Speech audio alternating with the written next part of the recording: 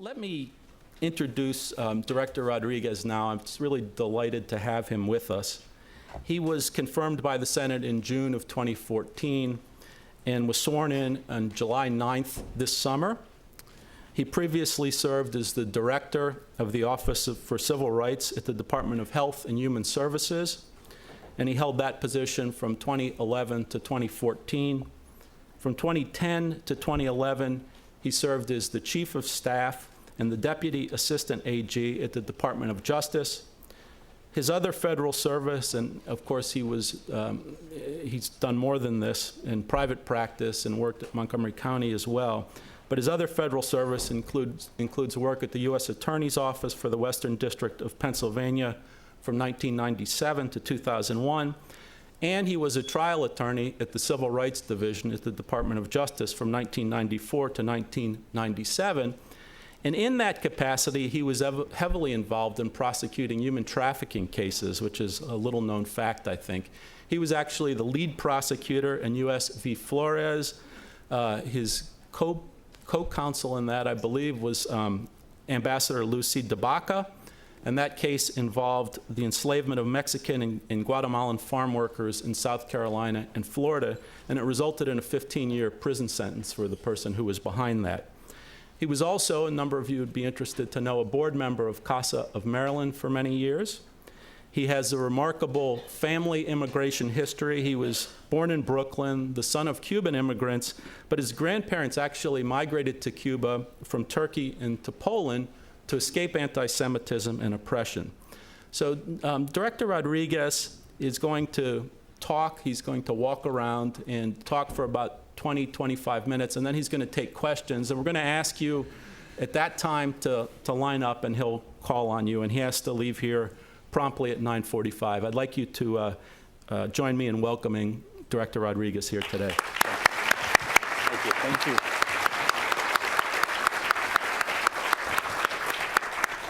So I'd like to begin this morning, can everybody hear me okay? With a little bit of a confession. How many of you here are Georgetown law students? Actually, nobody. Oh, there's a couple. There we go. There we go in the back. So you will appreciate the following anecdote. I have, this is actually my second opportunity to speak in this room in the last few years. Prior to that, the last time I was in this building was roughly 28 years ago when I was waitlisted at Georgetown University Law Center, and I came here to meet the Dean of Admissions and to try to persuade him to actually let me in. And he looked at my undergraduate transcript, he looked at the rest of my file, and he said, it's actually a miracle that you're even on the wait list, so forget about actually getting admitted. And I really wanted to tell this story because, you know, here I am sort of back as the director of a federal agency, so I really wanted to tell this story. And so I was thinking to myself, what's the relevance of this story? Why does it matter to the discussion that we're going to be having this morning and the discussion that you're going to be having? And I realized that it actually is a great metaphor for immigration. Because what we do in immigration policy is decide who we want to admit to the United States and who we don't. And it's based on a whole set of factors that I want to talk about a little bit this morning. But the basic idea is that we're predicting that this individual who we admit to the United States will be good for America. That in some way they will promote our values, they will promote our objectives. So I now pose the rhetorical question, looking back, Georgetown, would you have admitted me had you known this information? Would you have had different policies if you would have known what the outcome was? I really just wanted to tell you that story. So let me, as I launch into the substance of my speech, first of all, thank the Center for Migration Studies, the Migration Policy Institute, clinic in Georgetown itself for putting together and hosting this conference. This conference has now been going on for more than a decade, as Professor Schoenholtz noted, to the initial shock of Dina Leinikoff, and has really become one of the key fora for discussion and exchange on immigration policy. So I really thank you all for creating this sort of forum for us. I also want to recognize Doris Meissner, who was the Director of Immigration and Naturalization Services back during the Clinton administration, is now with the Migration Policy Institute. If you come to my agency, and I know I have a couple of examples here with Phyllis Coben and Chris Bentley. Phyllis Coben is our New York director of our New York field office. Chris Bentley is our press secretary. One thing that people speak of with pride is that they are, quote, legacy INS, that they were in the agency back in the INS days. And I think that really owes in great part to the kind of leadership that you provided during those years. And we not only have federal officials or former federal officials who are part of this dialogue. We have here today Nisha Agarwal from the New York City Mayor's Office of Immigrant Affairs. We've engaged with Ambassador Altschul from El Salvador. They just opened a consulate in McAllen, Texas. So it really gives you a flavor for the broad spectrum of individuals, of organizations that really play a role in this really critical issue.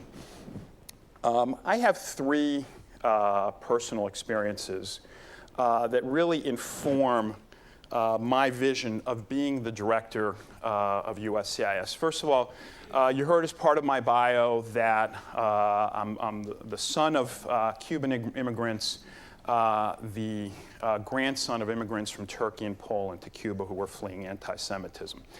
And certainly because of those experiences, I understand the aspect of immigration that is based on seeking refuge.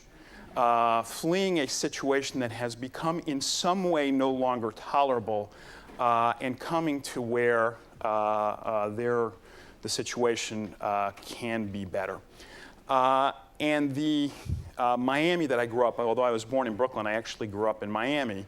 The Miami of my childhood really provides a case study, not just in what it means to be seeking refuge, but also in then what immigrants do for America. This point that I was talking about, immigrants are good for America.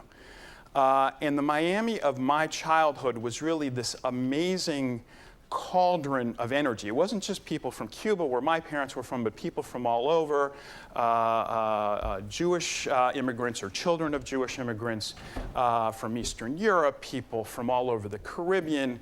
And what it made, even then, and it's only continued until now, Miami, with all its chaos, with all its craziness, was also one of the most economically vibrant cities in the United States. So I'm actually a real believer in the notion that immigrants are really what energize our economy, what actually make us the kind of powerful economy that we are. And it's not just the software engineers, although we love them and we want as many of them as we can get, but it's the guys that laid our railroad tracks, it's the welders, it's the agricultural workers. It's really a broad spectrum of individuals who really have immigrated and then really energized our economy. There's a second experience that informs my work as well. As a law student at Boston College Law School, I was the coordinator of something called the Holocaust Human Rights Research Project. And what we did in this project was to analyze the precedents of Nazi war crimes law, litigation, to other situations of human rights abuse.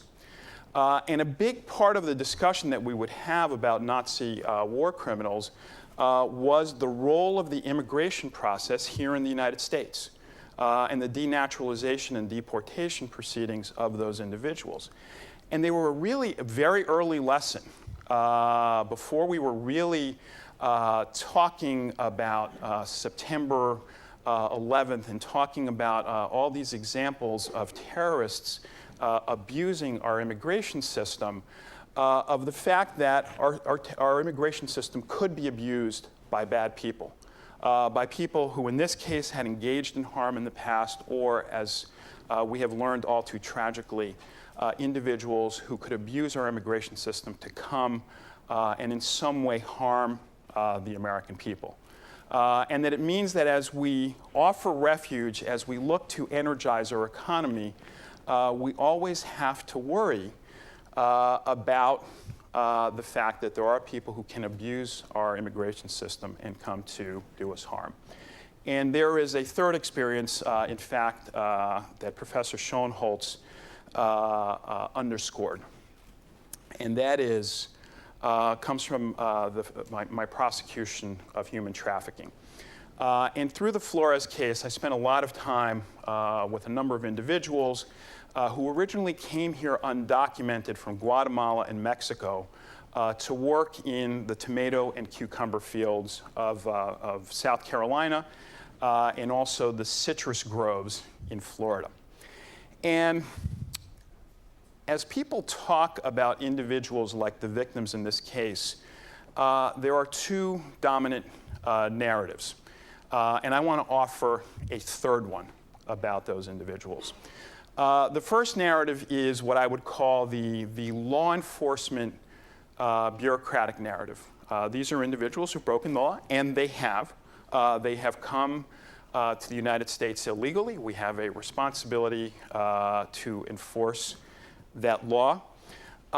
There is a second narrative, which is a social justice narrative, which is also really important. And that is that these individuals have fled circumstances in the countries from which they come that are intolerable both politically and economically, and frequently saw themselves as having no choice but to come here to the United States, where many would argue they continue in many respects to be victims, where they are abused by abusive employers, where because of their undocumented status, they live in the shadows. Again, all things that are true. But as I got to know these individuals, I saw a third thing. I actually saw potential Americans, because these individuals had two core values in their life that seemed very, very familiar to me. The first was work. Typically, these individuals would be engaged in back-breaking labor for 14 hours a day, day after day. And the second was family, because the beneficiaries of that labor were typically their families back in Guatemala and Mexico. And so as I met them, they did not impress me as victims particularly. They impressed me as people just like my parents, whose lives were really built around the same exact values as those of my parents. So as I lead the agency that is responsible for adjudicating immigration benefits, as they play a role and give my voice to the development of immigration policy, these three experiences are frequently ones that I see in my mind as we engage in this discussion. At USCIS, we touch just about every aspect of American life: marriage, work, education, public safety, national security, as I underscored before. The environment in which we work is constantly shifting. It's also growing. We're at 18,500 professionals now in 250 locations worldwide. Most of those here in the United States, but many of those abroad. And really, I have to say, having now been in the agency for about 100 days, a really fantastic, passionate, very professional group of workers, people that we really can be proud of as Americans. And I view my role as to ensure that we apply the laws fairly, that we do our work professionally, that my folks have what they need to do their job well, but at the same time that we do it with a sense of justice and a sense of customer service. You heard that I used to work for Montgomery County, and I was actually the county attorney in Montgomery County, more or less the general counsel for Montgomery County. And before I came to that job, really my entire profession had really been in some version of the criminal justice arena. I had been a prosecutor, I'd been a white-collar defense lawyer, and so now the largest part of my job was actually land use, was zoning. And I will tell you that I loved zoning. I thought zoning was extremely interesting, and people laugh. I heard a couple chuckles out there. And in fact, when I interviewed with Janet Napolitano, then Secretary Napolitano, for this job, I said, I can make you love zoning. I think I can make it extremely interesting to you. And she looked at me, of course, like I was crazy. But here is the reason. And there's an analog to immigration here that I want to share. Zoning, when you think about it, implicates every single value that we have as a society. Zoning requires us to think about economics, how we want to develop our local economies. It requires us to think about economic justice. Do we want to have zoning that provides opportunities to low and middle income people? It's about the environment. We have to think about how the zoning affects the environment in which people are going to live. It requires us to think about how we want to talk about families. One of the big debates that we would be having in Montgomery County was how many people could live in a dwelling. Because most of us in the county had the sort of traditional suburban view. There should be a mom, dad, and 2 kids in the household. Except a lot of our households in Montgomery County weren't looking exactly like that anymore. And there could be an uncle and there could be a grandparent who would come from another country in the household. So it required us to think about everything we value, everything we think about ourselves as a society. And I would suggest immigration is exactly the same way. And the reason there's so much to talk about immigration, the reason we have such an intense debate about immigration, although I would suggest there is more consensus than people think about immigration, is exactly because just about everything that people think and feel about our civic society is implicated in immigration. So it begins with humanitarian notions. To whom do we want to provide refuge? That's the first, that is a core American value that we provide refuge. The challenge comes that we don't necessarily agree on refuge from what. And so typically the sort of vision of what we are providing refuge from is refuge from torture.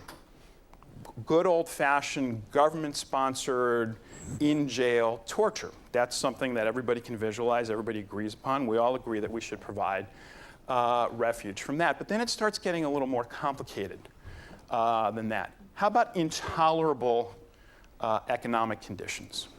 Conditions that none of us would ever tolerate for our own children. Should we provide refuge from that? Then the debate gets more intense. How about situations where what the government has done is failed? What the government has done is fail to protect its people from the kind of harms where we here in the United States would ordinarily expect that our government would protect us.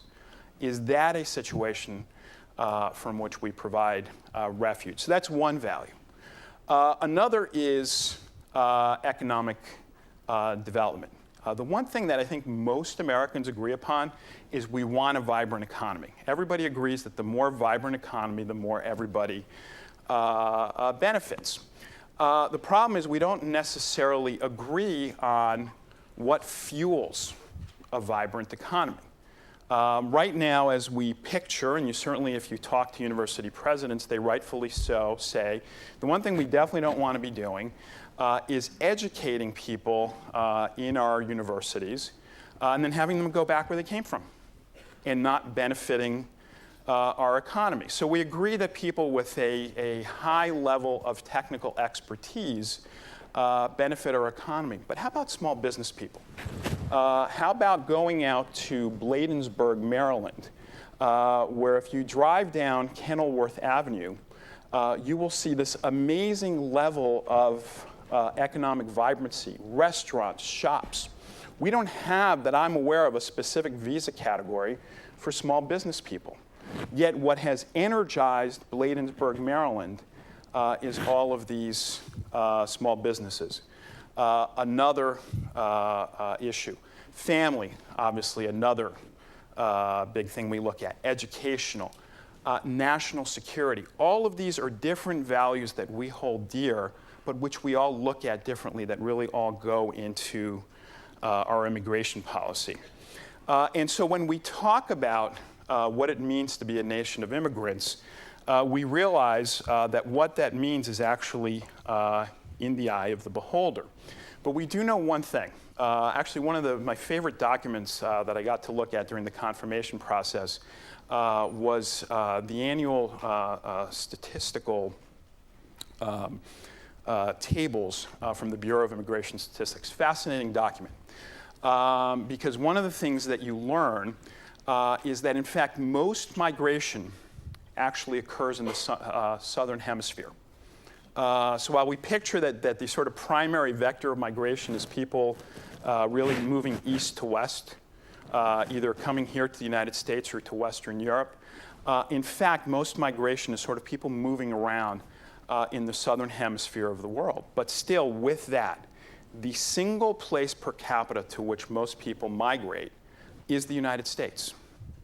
Legally and illegally is the United States. And so we ask ourselves, why is that? And that really goes to sort of this fundamental question. There's nothing like America. There's nothing like the energy. There's nothing like the values of America.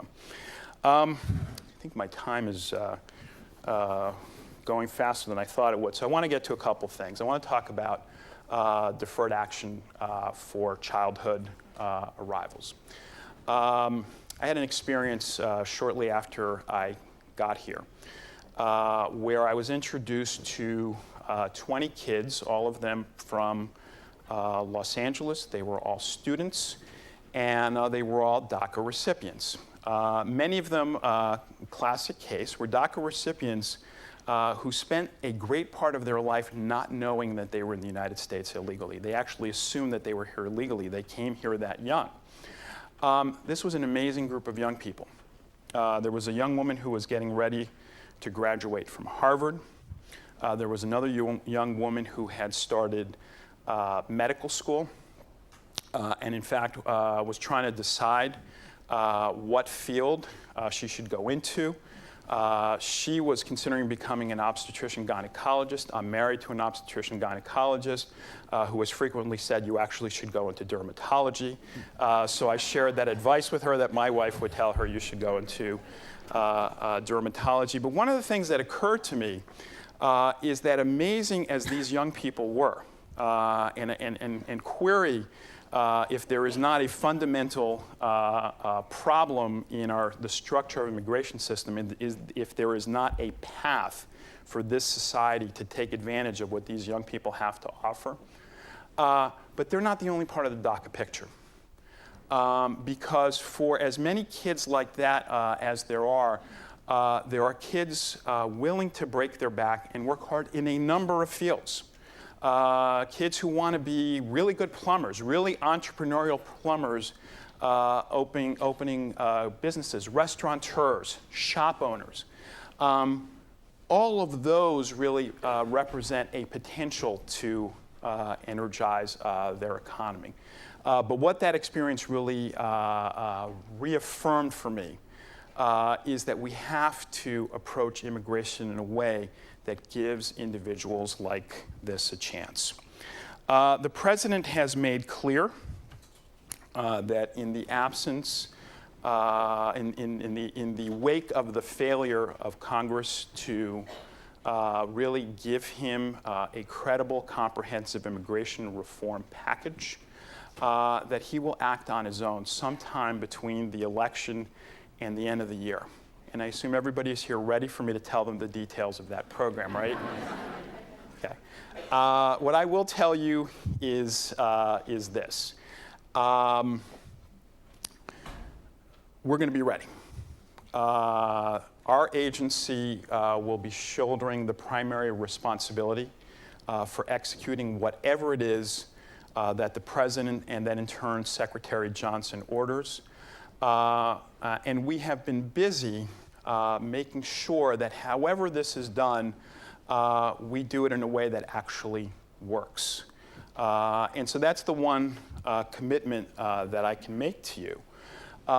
The other thing that I would point out is that as we think about a broken immigration system, and as we think about the failure to actually pass a comprehensive immigration reform, it's important to always remember that this discussion is about much more than individuals who are in the United States in an undocumented status. So not only is it a symptom of a broken immigration system that we have 11 million people in the United States in an undocumented status. Many of them, by the way, I know we have Migration Policy Institute has done a lot of work on this. Many of them now in the United States for a long time. I know we're talking a lot about what's going on the southern border right now, but many of these folks, in fact, have been here for 10 plus years, 15 plus years, 25 plus years. They are now part of our society. Whether that is recognized or not, they are now part of our society. So that's one issue. But that's not the only issue. The fact that we have a basic immigration structure that is out of line with the needs of our economy is another issue. The fact that very often your access to different kinds of immigration benefits can take years and decades is another symptom of a broken system. And a lot of people talk about this notion of waiting in line. There are a lot of places where there is no line. There is no line, depending on who you are and where you're from and what you do and what your economic status, there is no line.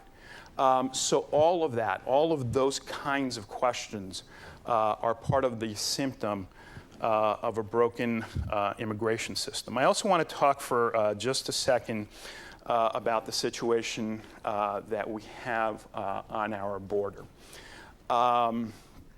And I want to talk about it as a situation on our border as opposed to the situation of the USCIS, who are part of it, but they're not all of it. And this is something not well understood by the general public. The general public has really focused on this notion of children who they'd like to not admit are children coming to the United States and then sort of finding some path to staying here. In fact, the migration is migration of people of all ages. There are kids coming over, there are families coming over, there are adults coming over. And our agency plays a significant role in all of these scenarios. More and more, the adults coming over are making different kinds of claims of persecution. And we have done what we needed to do in order to provide these individuals with credible fear screenings at the border. And more kids are also, once they're settled here, either in foster families or otherwise through the auspices of HHS, presenting asylum claims of different kinds. And the complaint is that both the credible fear allegations and the asylum claims are somehow fabricated, or that somehow we are recognizing these claims where we should not. And the one assurance that I want to provide in this area is that we are doing our job. One of the first things that I did when I became director was to sit in on an asylum interview. And I came to my observation in this interview with the eyes of a former prosecutor. I have made people confess. And so I was able to watch the quality of this interview. And I was really struck by two aspects of this interview. One, it was a thorough interview. And everywhere where I thought the young man who was conducting the interview should have followed up, he followed up. He asked those second and third questions to really probe the validity of the claim being made. But at the same time, it is part of our responsibility to make sure that these individuals are afforded due process, and we will uphold that, that responsibility. Because as much as anything else, given our history, where I started this conversation, as a country that offers refuge, the one thing that would certainly be a tragedy is to not provide due process, and then to find that somebody who really should have been afforded asylum was not provided asylum. So we're going to continue doing our job. We're going to ask those hard questions. We're going to do good interviews. We're going to deploy so that this process can go on as efficiently as possible. But we're really going to safeguard due process at the same time. I'm really excited about the conference that you guys are going to be having here this morning. I unfortunately will not be able to be here for all of it, but I'm really excited to hear the readout. Because there's so many of you who have been working for so long and so hard in this field that I think a lot of really, really important insights are going to flow from this. So I'm really looking forward to hearing the readout and also really getting to know and work with many of you in the months and years to come. So with that, I think I'm going to open it up to questions. And I believe yeah, there we go.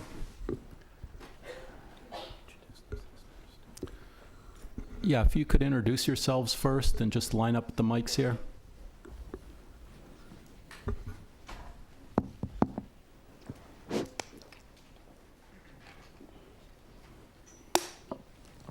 Hi, my name is Penny Starr. I'm with CNS News.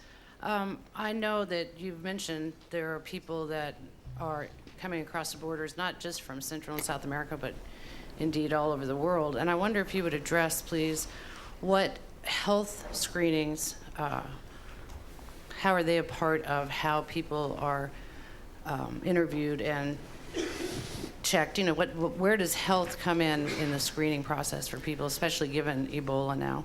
Yeah, and understand I'm a little bit outside of my portfolio here. There are health screenings, that is my understanding. I know, for example, specifically there are screenings for tuberculosis, among other conditions. Beyond that, I think actually that would be a great question to direct to HHS, who actually conduct the screenings.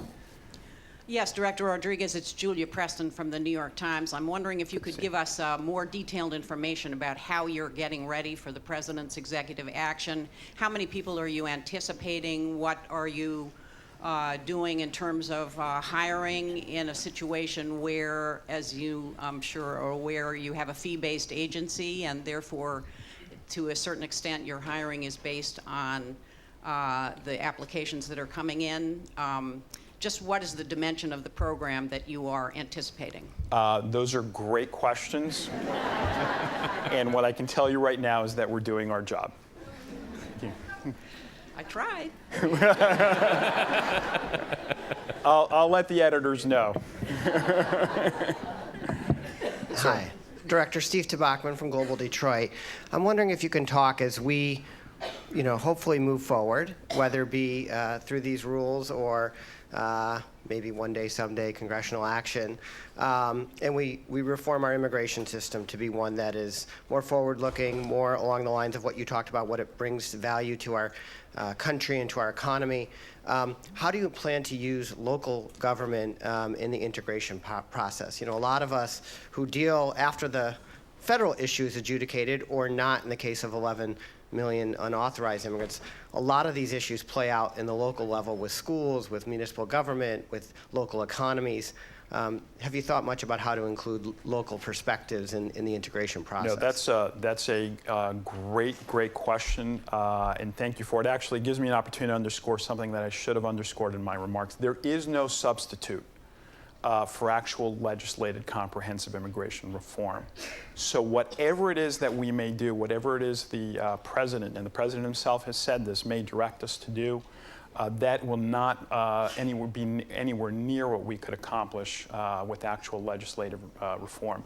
The potential of local governments to play a positive role in this space is immense. As it stands, even now, we collaborate extensively with local governments throughout the United States in promoting access to citizenship. One of my favorite aspects of my job is going to naturalization ceremonies and seeing folks become new Americans. That really, the kind of collaborations we've had with different municipal governments, New York City, Los Angeles, are really a model, I think, for some things we could do in other areas as well, or things that we can expand in the future. So there is very definitely a role for that. Yes? Good morning. Lorela Preili with United We Dream Network. I guess I wanted to understand a little bit more how you're determining who is being placed in detention.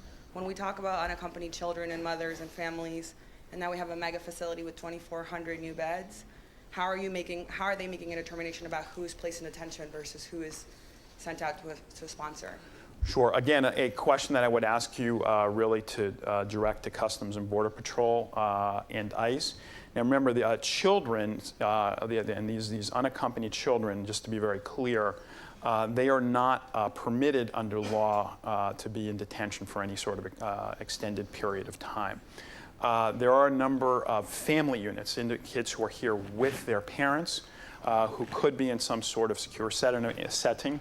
And of course, adults also are essentially expected to be, unless they're paroled in some way, in a secure setting. But those actual details are not details that we really run from CIS. Those are really ICE and Customs and Border Patrol, Customs and Border Patrol in particular. So I would recommend directing that question to them.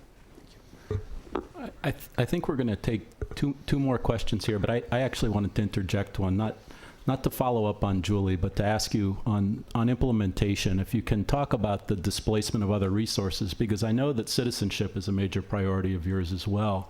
And if we're talking about a major executive action program covering, millions of people, that obviously takes a lot of resources. It also takes huge amounts of coordination within DHS, with the Department of the Department of Justice, EOIR, and others. Could you talk a little bit about kind of implementation from that broader perspective? Sure.